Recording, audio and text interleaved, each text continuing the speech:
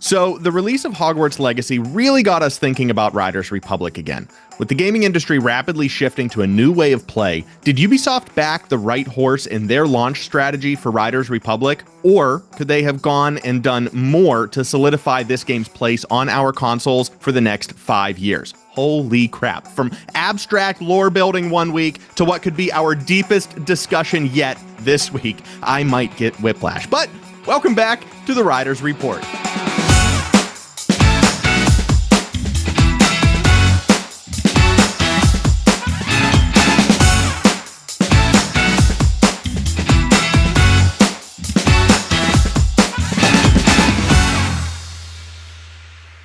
Before we get started today, we want to recognize our existing YouTube members. A special thank you goes out to executive producers Bonecrusher 2D, Coach 34, and my mom, and our fans and Fans Plus. If you'd like to become a member for as low as 99 cents a month and help support our channel, you can hit join below to learn more about perks like early access to the Riders Report, emojis and badges, a members only video per month, sneak peeks, and more.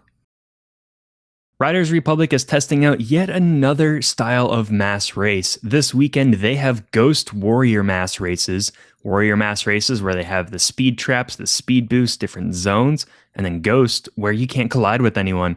So they're testing this variation. They have mass races every 20 minutes, at least the weekend that we're recording, but hopefully they carry that further because I'm interested to see how this mass race kind of compares to the other. These different mass races, we've talked about that at length in very early episodes where we wanted them to get a little more creative, go more of the Fall Guys route with mass races, or at least try different options. So Nick and I are both excited to try this one. And if you have, let us know what you think in the comments below.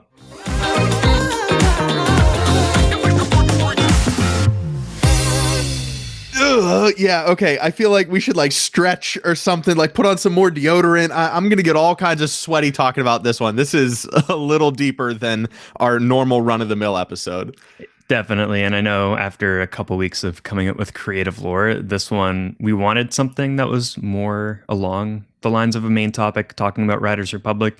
And then I saw an article which really kind of sparked some thoughts, and I think this one will get pretty deep. So I saw news earlier this week, I want to say just a few days ago, that Hogwarts Legacy came out. And regardless of what you think about Hogwarts and Harry Potter and that series, the game is solid and very good, just in the way it's designed, the way it's played, and in the fact that everything came out up front. So you got the game, and that's what they have for now. And during IGN Fan Fest, they were talking with the game director, and he explained that they were so busy in the past months preparing the game for its launch that they haven't planned on releasing any expansions. And they have no current plans for DLC, which is much different than a lot of games coming out right now where they, say the game's launching in June, but then they also have a year of additional things they're adding in, or a battle pass, or, additional content that they're going to drip feed. And so this kind of came as a big surprise to people where they said, the game's out, that's all we have for now. Right. And, it's still too early to say. When did Hogwarts release? Just, 2 weeks ago? Last week? Yeah. So, this is all very speculative on this front. We obviously don't have a year's worth of data like we do with Riders. Different kind of game, different vein. But, yeah, the fact that there's no DLC is very, abstract from what we are seeing in the current world of games and titles of this size. But will this format of just saying the game is here, go play it, like we saw, on older consoles, GameCube did not have DLC, so does this style of game, is it going to be everlong? Is this going to be an instant classic where you don't need any DLC like Last of Us or whatever else? You don't need any add-ons. The base game is good enough as it is. Let's just go. We're going to keep the replayability is going to remain high. Is this just a one-time, in and out, you're done, or will this have some shelf life moving forward? All remains to be seen. But it's completely different from Riders Republic in the sense that the game was released in I don't want to say unfinished, but an incomplete version of what they had expected before the world shut down for a global pandemic. What we got was not the main vision of release. It was close, but there are still elements that we're waiting on, and they're playing the long game. They've promised that we're going to have 5 years of attention on the game across all Ubisoft titles, but is that enough to build Riders Republic into an instant classic that we're going to keep on our consoles for years and years and years? Or is the way just to release the game as one edition? Here you go, download it and you have it. Yeah, so that just opened up, did Riders Republic launch the correct way? Yeah, we want to kind of discuss whether launching just Riders Republic, if it was finished, that's it. And then they could add stuff, DLC later if there's interest, if that would have been a better way than what they did now. And it's something that's happened across the gaming industry, but Ubisoft specifically went down this live service path with a lot of their games, where you had Just Dance turning into having a subscription model, The Crew having, continuous DLC and things being added to the game. The Crew 2 just had more stuff added, and it came out 4 or 5 years ago. And even they came out with Rocksmith, where you can learn to play guitar. They now have a subscription-only version of the game instead of the classic one, where you bought it and had 40 songs, and then they added DLC as there was interest. And I think with Hogwarts Legacy and some other games, we're reaching a tipping point where games might shift back to that old style, because a lot of the classics from the past few years are not live service games. You have Hades, you have The Last of Us 1 and 2, Stardew Valley, Hogwarts Legacy. None of them really had plans for DLC or additional content being drip fed to the consumers. Now, as a not uneducated, but a very pigeonholed, like I play PS5, I play a little bit on the Switch, but nothing, really beyond that. Is this just a matter of different styles of game? Is Hogwarts Legacy, is it running a storyline, obviously, that's going to carry you through a prefab campaign and give you some sort of storyline with variables along the way, versus Riders Republic, which is very open air, very, here's the basic, we're not even going to give you lore, just kind of go out there, explore, and build your own story and have fun in this world that we have provided. Is that the hard line in the sand there, where it's just two different styles of gameplay, or are there similarities here that Avalanche Software did that Ubisoft may be able to learn from in the future with games along the same style as Riders Republic? I think they have to do a lot more planning. I don't know the best way to explain it, but a lot of this comes down to the business decision. And we saw this with streaming services and content, where we shifted from cable subscriptions on watching stuff on TV to Netflix coming out, being a cheap option and having all of these shows. But with the subscription, you have to continuously add content. So they have to make new shows. They have to swap some in, swap some out. But then we got Hulu, and then we got another competitor, and then we got 4 or 5 more competitors. So now you have 10 different streaming options. And now we're seeing them bundle back together, just like cable subscriptions on TV.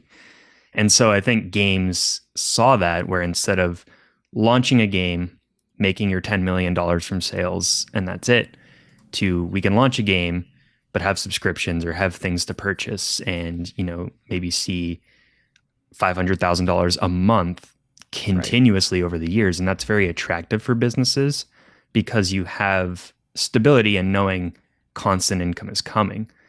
But now that we have 50 different games that all have different options of $5, $10 a month, this DLC, that DLC, you're seeing a lot of people, you're not doing that for every game. And for Riders Republic and sports games, those aren't the games that I would kind of pay that for. Right. If that makes sense. Oh, 100%. No, if you're in a game like Warzone, you're going to want the next skin. You're going to want the bigger gun, whatever else is going to help you advance to that single option. You love the gameplay. It's very repetitive. Now, how do I make it better? I've maxed everything out. I'm going to purchase my next upgrade. Whereas this game, you can make, we've seen from all of the creators here, and we even saw back in Steep, you don't necessarily need better equipment. You need the flexibility to just have the world and build your content, your trick styles, all of that out yourself. You don't necessarily need to continue to pay to play there. And Steep, Riders Republic are the perfect example of those two styles. With Steep, we got the game and that was it at launch. I don't remember if they had DLC plans, but the main ones we got were the X Games and then the Extreme Sports. And then we got the Olympic edition with a whole new map and a whole the new Olympics, physics and right? sports. Yeah. But both of those were just separate costs. We got Steep for $60 and we got those two launches for, I want to say $20. I can't remember the price. Yeah, just about. But they saw that, Steep sold well, and then we want to add a new map and we want to add the Olympics. And so we can work on that and charge an additional $20 and make more money that way. With Riders Republic, we got the game, but then we got the year-long pass of we're going to add 1 to 2 sports per season, and we're going to add a few challenges per season. But I feel like every time a season is launched in Riders Republic, I play it for 20 minutes, try out the new stuff, and then go back to playing different games for the most part. Right. There is a massive spike around the drop. Yeah. Hey, here it comes. BMX is coming. Get ready. Area 52 drops. New map, new challenges, new sport. Everything is brand new. Go play it.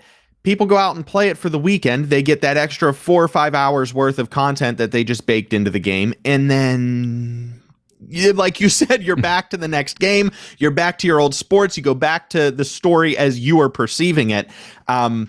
Whereas, with something with Steep, you do have set goals. You have everything to work through, and not too much is going to change along that path. You may get a sponsor here. You may get a new color here, but it's not going to fundamentally change your gameplay.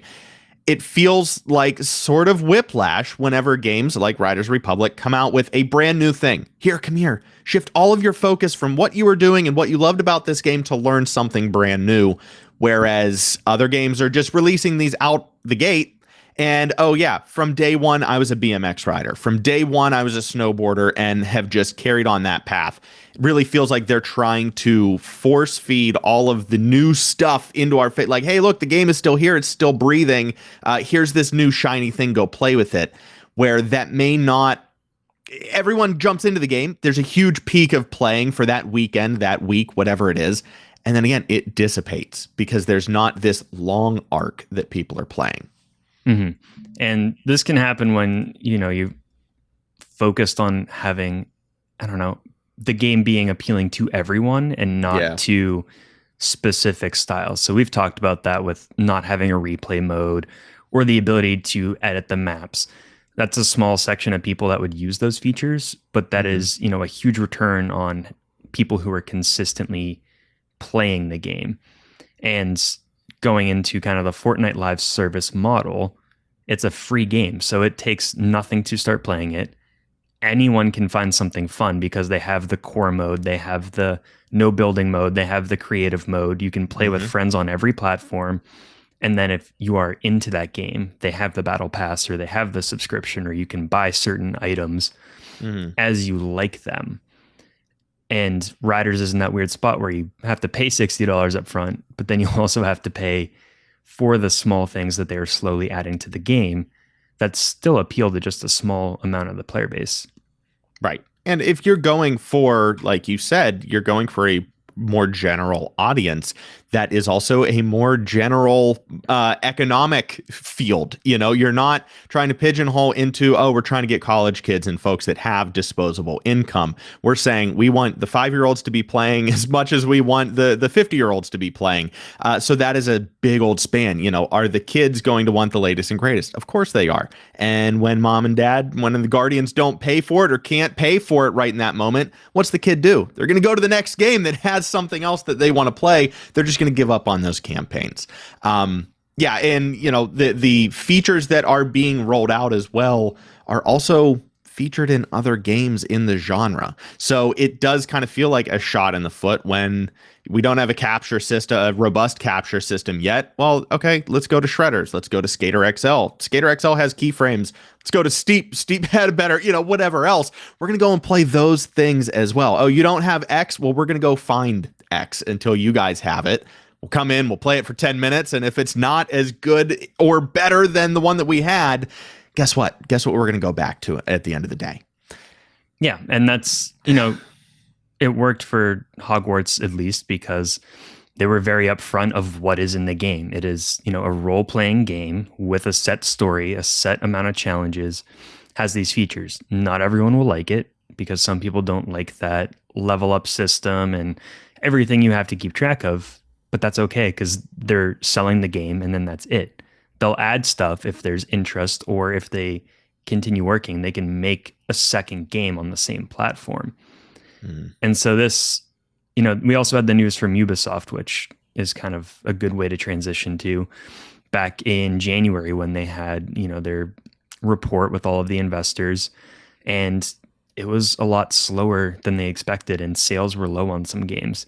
And the CEO, Yves Guillemot, said, "We're disappointed in the recent performance and facing contrasted market dynamics as the industry continues to shift towards mega brands and everlasting live games in the context of worsening economic conditions affecting consumer spending." So what he means there is that the market's kind of going in both directions.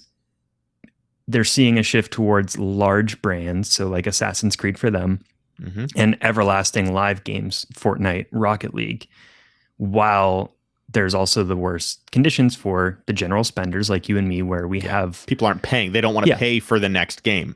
We don't want to continuously add subscriptions. There's, a trend of cutting subscriptions right now, and they're trying to figure out what to do. And it sounds like they're going to focus on their key games like Assassin's Creed, but also try and still make them live service. But is that the right choice for them? Right.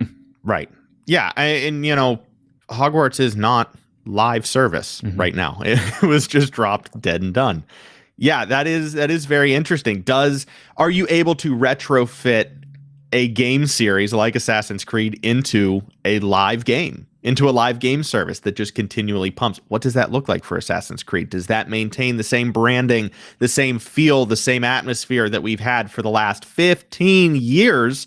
Hard to believe, honestly, but yeah, 15 years of Assassin's Creed. How do you all of a sudden overnight switch that light to the next position and say, this is how it's going to be moving forward? It is a very delicate balancing act right now in the gaming industry. And I feel like that quote is one of the best ways to lay it all out. No one wants to spend money. We still need to make games. People are leaning towards games that are everlasting. Fortnite just keeps going. It changes every 6 months, but it's the same game fundamentally. And people don't have to pay anything to experience that brand new game. So every 6 months, you're getting something new. How do you retrofit your existing titles into that? I don't feel like Riders Republic has that model down yet. I feel like they have something in the system that's kind of close to a live game, but still lacks in certain aspects, one of which being it still costs stuff to boost the game up. Something like years ago, around when Steep came out, I really liked Ubisoft's games because they were so different from everything else out there. You had games like Trials Fusion, which is very out there. You had Steep, Just Dance. It wasn't all first-person shooters or exploration. They had that. But they also had these different experiences. And now when I play games, I don't want to play live service Fortnite and then go switch to live service Riders Republic and then live service Rocket League. Some of the best games and the ones I'll buy instantly are The Last of Us, anything Uncharted, anything God of War, or Hades, Stardew Valley. Games that launch, they're complete, and they have great reviews. And I don't have to constantly come back to them to check out new content or get those new features. It's nice to have those games. And I think they need that mix at Ubisoft. They can have some live service games, but they need other ones that they drop, and that's it. Does this mark the end, or at least the beginning of the end, for DLC-based video games? Do you either pick a live service that is evergreen, it just never changes, it is a steady constant in the market, or you go, like you said, The Last of Us, Red Dead Redemption, whatever else, where it carries you through the story, and that's it. The story is the story. You are paying for lack of a better term, an 18-hour, 20-hour movie. You're paying to see the production versus playing the game and keeping that game on your system as a repeat game every single day. You're playing through, you're going, damn, that is a phenomenal story. I loved the gameplay. And you can come back to it anytime and watch an episode or, get a little hit of your favorite part of that story whenever you want, knowing that it is a constant. Do we just have, moving forward, do we just have those story-based campaigns in those games versus the evergreen live games that are constantly adapting with an air of constant in there? Who knows? Yeah, that's this is the deep part. Like, are DLCs, was that just a flash in the pan? Hey, buy this game and we're going to upgrade you and we're going to upgrade you. Everyone's tired of upgrades. Everyone's tired of subscriptions to keep, at the forefront of their game to compete at the top. It's just, like you said, like it's dying out. People are starting to cancel subscriptions. We kind of went too hot, too fast. Mm-hmm. And now everyone's starting to dial that back. Yeah, so I think we'll always have live service games. They work for certain ones. I mean, again, Fortnite and Rocket League, they live because of that system, and they are great games because they have all the great fundamentals inside to start with, and then live service are different. I think with games like Riders Republic, it's not always the best choice because we're just getting a couple additional sports and challenges, which is nice to have, but I don't think that brings enough funding or interest to keep a whole team on a game for 5 years, which is kind of where the issue comes. If people want more, they can put together a DLC package, work on it for 4 months, and then drop that and get the return. Mm-hmm. Yeah, I mean, you look back at Steep. Whenever we had big DLC drops, what were they? They were brand new islands with brand new terrain, brand new environments. Everything about the game had changed. And you present that to someone and, oh, you're not just getting a brand new ski. You're not getting a BMX bike. You are getting brand new snow. You're getting brand new terrain, brand new challenges, brand new everything about this game that is just baked in for a small cost. And once you pay that charge, you have all of it. All of it is unlocked. You get to explore the new world of the X Games, of the Olympic parks, and, the Asia map, the Alaska map, the Extreme Pack, whatever else. It was an all-in-one. You want it? Here it is. Let's rock and roll. It wasn't this stringing along. Like you said, it piqued interest because it held you in that world for so long. I mean, everyone in Riders Republic to this point at the year mark, just over a year mark, we've all completed all of the challenges. We've all done everything. And for the most part, we've probably all explored every square inch of the map. So what is next? People are starting to ask for, bigger systems. They're starting to ask for the replay mode. They're starting to ask for new maps. The new maps is, I think, the next logical step to keep people or to build the republic, of people that are purchasing and playing this game is going to be something as big as a new map. We have brand new X Games. We have something else that will radically change the game for the better. And it has to be too big to want to not pass up.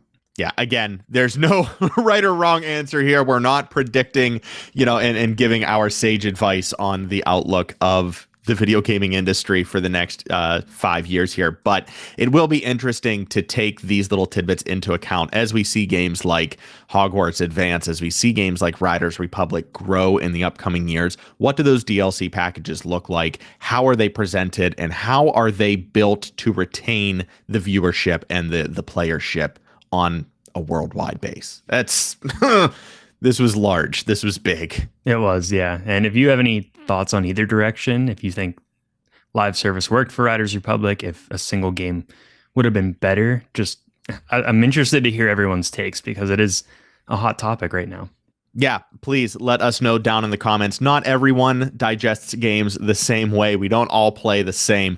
So we definitely want to see and hear some other sides of the coin here. So please comment down below. Let us know there. You can always catch us over on Discord. The conversation can continue over there in a more timely fashion. So hop on over to the Discord. We can continue there. Drop down into the comments. I've said it 15 times. Thank you for listening. Let's move on to the Riders Roundup.